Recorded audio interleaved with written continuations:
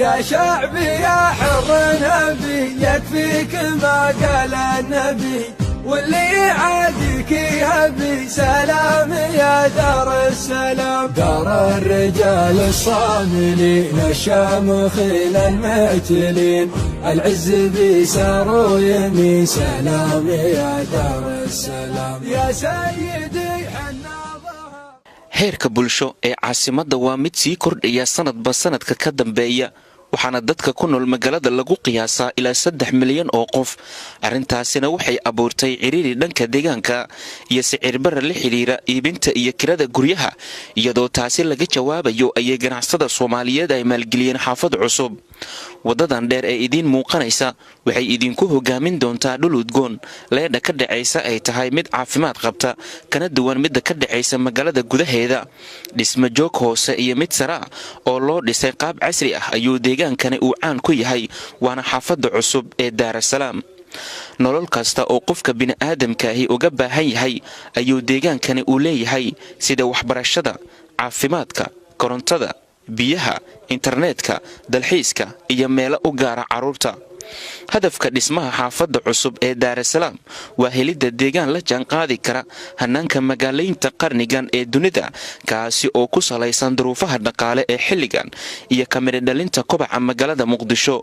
oo hadda u baahan talaabooyin aad looga fikiray adeegyada deegaankani kaliya ma ahan kuwa ka faa'iideysanaya dadka deegaanka iibsanaya ama kireysanaya dhismooyinkan cusub ee xaafadda Dar es Salaam laakiin waxa faa'iido dhaqaale iyo mid deegaanba ah ka helay dad badan oo muddo dhow aan ku fikireynin in ay degaan ama ay beec ahaan u helaan dhulka ay ku leeyihiin inta u dhaxaysa wadada laamiga ah ee isku xidha jidka warshadaha ilaa iyo deegaanka Dar es Salaam marka loo eego dhanka caafimaadka deegaanka waxa uu leeyahay cisbitaal guud oo u dhameystiran dhammaan adeegyada uu u baahan yahay qofka bukaanka sida uu sharaxayo Dr. Maxamed Xaaji Maxamed Nuur oo kamid ah dhaqaatiirta caafimaadka ee ka howlgasha cisbitaalkan cusub ee Dar es Salaam ku magacaaban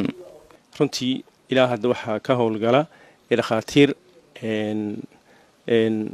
oo kamid Soomaali isugu jira Soomaali iyo ajnabi aniga aan kamid ahay waxa jooga dhaqaatiirta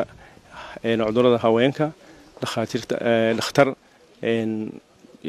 cudurrada guud dhakhtar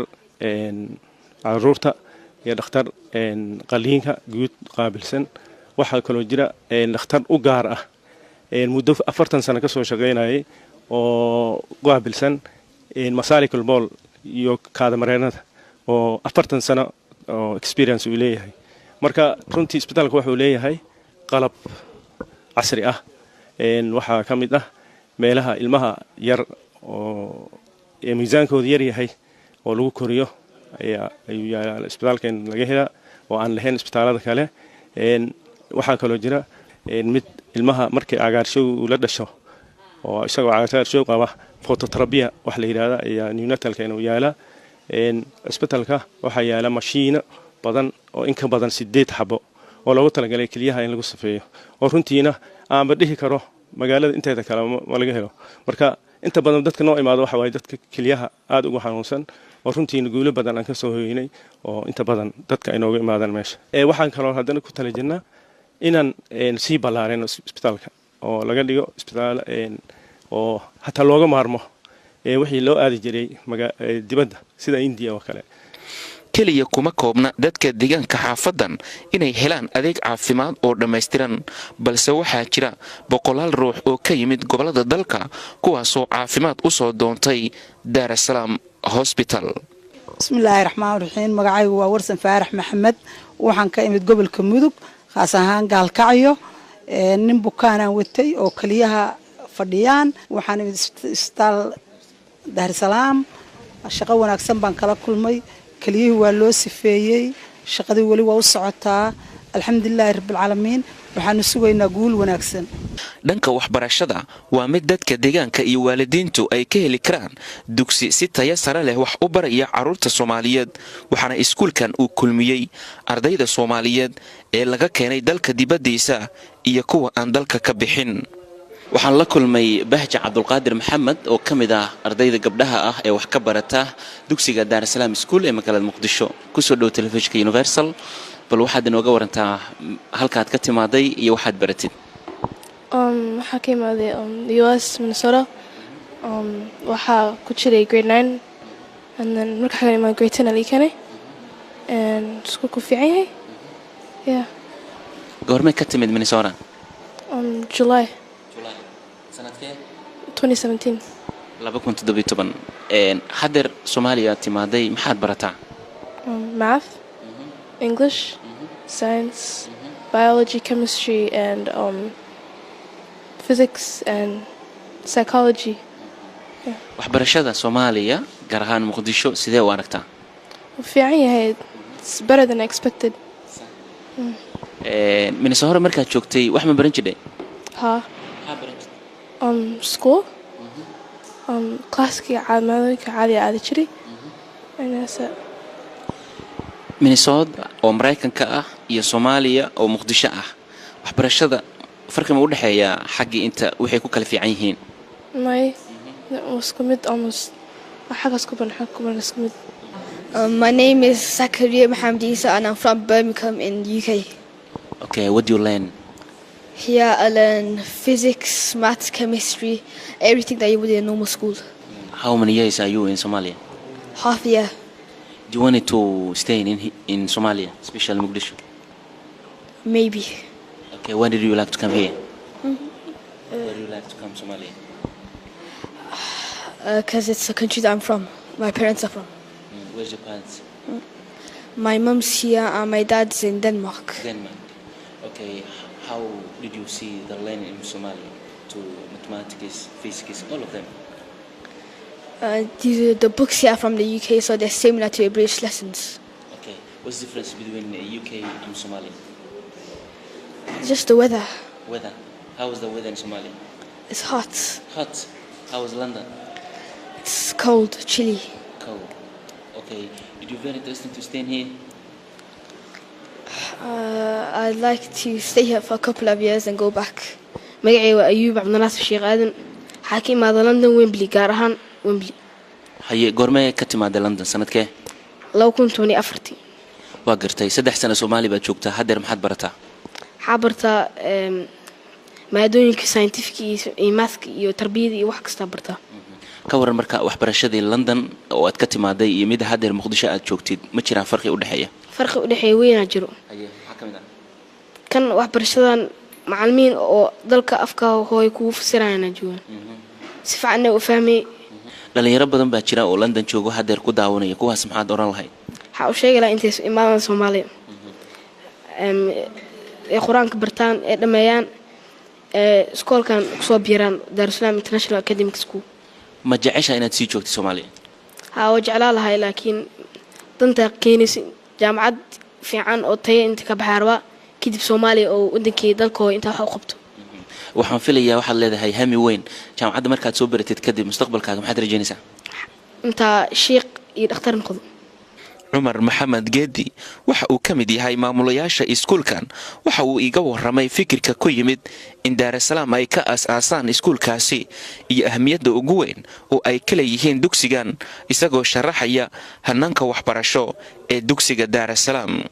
qiyaasatan waxaanu ka bilownay 60 arday maantana 438 arday ayaa noo diiwaan gashan marka waxaad fahmi kartaa yani in muddo waqti aad u yar inaanu aad u korna ayaa fahmi kartaa taasina waxay ka timid falillahi alhamdu waxay ka timid jawaab ay bixiyeen bulshada Soomaaliyeed ee u badan bulshada qurbaha ku nool oo ku soo noqday wadanka ardadoodiina noo keenay taasna aad iyo aad ayaan ugu faraxsanahay aan ka mahad celinaynaa sida weeyaan والله waxaan isleenahay horta ilaahay fadligiisa weeyaan oo macna qomaarto qofku intuu wax samaysto iskama samaysmaan fadliga ilaahay umba macna ka ahaan islaahay meesha ugu horeysa mid labaadna juhdi badan ayaanu gelinay aad baan macna aan ula dadaalnay in macna ardadina la joogtay ay naga bixiyaan masawir wanaagsan in ay naga bixiyaan waxaan aad ugu dadaalnay in curriculum isku aadan macallimiin tayo leh inaanu macna iskuulka keeno macna tusaale ahaan aniga oo dadka aan kamid ahay oo ugu horeeyay Dr. Xasan Faarax oo ah maamulaha iskuulka saare xaashi oo gabdhaha dhinaceeda maamusha nin la yiraahdo Ridwaan Sheekh Cabdisamed oo ku soo aragteen asagoo dhigaya xisaab dhinaca gabdhaha ka dhigaya intaas waxaanu ka nimid dalka Canada ayaanu ka nimid oo waxaan ahayn Soomaalida Canada qaasatan iskool magaalo ayaanu ka nimid qaasatan macnaha laba jaamacadood oo magaaladaas ku taala ayaanu ka soo wada baxnay marka taas waxaan isleenahay macnaha juhdiga aan gelinay iyo sidaan ugu bareernay inaan wadankayga intaan nimaadno aan dadkayga wax dib ugu celino ayaa macnaha ka ah iyo dadku siday uga jawaabeen ayaa ka ah inuu iskuulku si degdeg ah u koro sidaas aan isleeyahay dadka deegaanka Daarasalaam ayaa dadka ku nool magaalada gudaheeda waxay uga duwan yihiin in ay mar waliba ay heli karaan beer cagaaran oo neecaw udgoon ay ka dhacayso taasi oo soo jiidata boqolaal qof oo u dalxiis taga deegaankaasi beerta cagaaran ee ku taala deegaanka Daarasalaam waa beer ay u dhameystiran yihiin dhammaan agabkii loo baahnaa ee dhinaca dalxiiska يا شعبي يا حر نبي يكفيك ما قال النبي واللي يعاديك يهبي سلام يا دار السلام دار الرجال الصاملين الشامخين المعتلين العز بيسار ويمين سلام يا دار السلام يا سيدي حنا ظهر بثارة بشمس الظهر على العدو يومه ظهر سلام يا دار السلام السلام الله عليكم ورحمة الله تعالى وبركاته. أنا قوم وعيكم بلاوي عبد الرحمن عثمان محمد وأنا قصة بقضي دقمة ديني لقرانا حافظ جبته برتام ومال وصود الحيستة وبات دار السلام الله وعقار كي وحيوات الحيس بدنك زائد كفردوين كسجارين كدرحيسي هذا يقول عنتها بساس أيام توصل الحيس برتام beerta Daarusalaam markii hore waanu imaaday laakiin waxay uga duwan tahay hadda waxa lagu soo kordhiyay xawayaano badan laakiin sida fardaha waxa lagu soo kordhiyay sida deerada waxyaalo farad baan ugu soo taas oo indhaha bin aadamka cajib gelinayso waxaan rajaynayaa in badan oo dad ka mid ah inay imaan doonaan sida annaga oo kale thank you madaxa suuqgeynta Daarasalaam Fuad Ahmed Warsame ayaa sharaxaad kooban ka bixinaya waxa uu ummadda Soomaaliyeed uga dhigan yahay deegaanka Daarasalaam بسم الله الحمد لله والصلاة والسلام على رسول الله أجمعين كسو دوادا مشروع دارسلام ريال استيت مشروع دارسلام وحان كان لي فيسكي لباد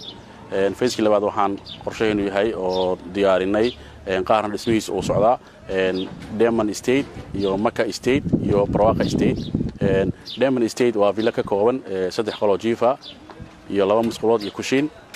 براندو باكي باور عبر كيكو فديسوا 3 متر سكوير يا شعبي يا حر نبي يكفيك ما قال النبي واللي يعاديك يهبي سلام يا دار السلام دار الرجال الصاملين الشامخين المعتلين العز بيسار ويمين سلام يا دار السلام يا سيدي حنا ظهر بثارة بشمس الظهر على العدو يومه ظهر سلام يا دار فيلا مكة waxay ka kooban tahay 4 qol oo jiif ah iyo 3 musqulood kushiin barando baakin cabirka ay ku fadhiso waa 3 mtr square waxa dhismaheedu ayadana socdaa oo qayb ka yahay villa barwaaqa oo ah villa shub korka ah oo ka kooban 4 qol oo jiif ah fadhi iyo qado 3 musqulood kushiin qaybtii dhaxlaqida iyo jardiinooyin villada waxay ku fadhisaa waa 15 cabirka ay ku fadhiso sidoo kale barwaaqa 2 waa guri dabaq ah oo ka kooban hal dabaq oo ka kooban 4 qol oo jiifa iyo fadhi iyo qado qaybtii dhaqaaqida kushiinki barando baakin cabirku ku fadhiyo waa 15 mashruuca Daarasalaam real estate oo saa ula socotaanba mashruuca waxaan hore fiiska kuwaad ugu soo gabagabeynay 2 estate oo ah Banana Estate and Orange Estate oo dhamaantood geedadkii loo xiray oo deegaankii dhamaa uu degay sidoo kale waxaan diyaarinay adeegyada aasaasiga ah sida isbitaalkii oo hadda dhameystiran oo howlgalay oo qalabku dhameystiran yahay ay ka howlgalayaan dhaqaatiir Soomaaliya isugu jira ajaanib oo shaqeynaya sidoo kale waxaan howlgalay asaguna oo shaqeynaya iskuulkii oo lagu dhigayo British curriculum A level ah macallimiin khibrad u leh oo dalka dibadiisa laga keenay gudihiisaba sidoo kale waxaan diyaarinay playground-ka carruurta ay ku ciyaaraan oo aan qalab casri ah electronic ah ku soo kordhinay iyo xayawaanaad oo qofku aad uga heli karo mashruuca meel fiican ayuu marayaa aad ay u maasantihiin bulshada Soomaaliyeed meel walba ay joogaan waxaan u baaqaynaa mashruuca inay ka faa'iideystaan intii ka faa'iideystay 2 isteedoo hore aad ay u maasan yihiin oo ka qayb qaatay mashruuca Daarasalaam City inta hartana mar kasta waxaan ilaalinaynaa quality-ga iyo bilicda deegaanka waxaan diyaarinaynaa guryo dhisaankoodu aad u qurux badan yahay qiimahooduna aad macquul u yahay guryaha waxaan u talagalnay inay iibsan karaan qof kasta oo raba inuu ama cash wax ku iibsado ama installment waxaa kuwa diyaara Salaam Somali Bank oo guriga tartiib kaaga yareynaya 4 sano ayaa laga yareynaya guriga qiimihiisa sidoo kale dhismaha quruxda badan ama dhisaanka waxaa diyaariyay company-ga Bruce Construction Company oo isagu mashruucan Dar es Salaam gacanta ku haya mashruucyo fara badan magaalada ka fuliya oo u diyaarsan mashaariic waaweyn inuu ka qayb qaato insha Allah taala waxaan rajaynayaa bulshadii inta hore aan ka faa'iideysan mashruucan inay ka faa'iideystaan inta kale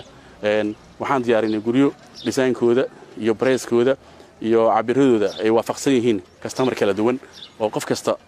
guriga uu ka helo ama uu iibsan karo si uu ku iibsado insha Allah taala waxaan rajaynayaa in aad ka faa'iideysan doontaan يا شعبي يا حر نبي يكفيك ما قال النبي واللي يعاديك يهبي سلام يا دار السلام دار الرجال الصاملين الشامخين المعتلين العز بيسار ويمين سلام يا دار السلام يا سيدي حنا